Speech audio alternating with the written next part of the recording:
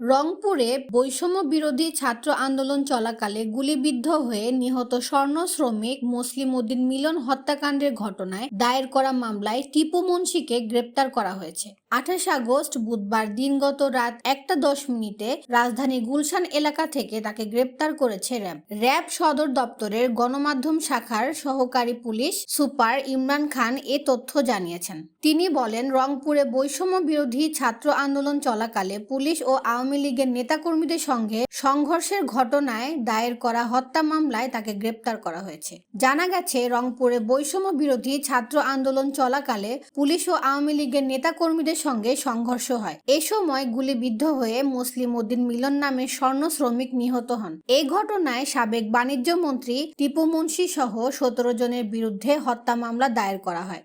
গত 22 আগস্ট টিপু মুন্সি ও তার পরিবারের সদস্যদের ব্যাংক হিসাব স্থগিত করে বাংলাদেশ ফাইন্যান্সিয়াল ইন্টেলিজেন্স ইউনিট। সেই সঙ্গে তাদের মালিকানাধীন ব্যবসা প্রতিষ্ঠানের ব্যাংক হিসাবের লেনদেনও স্থগিত করা হয়।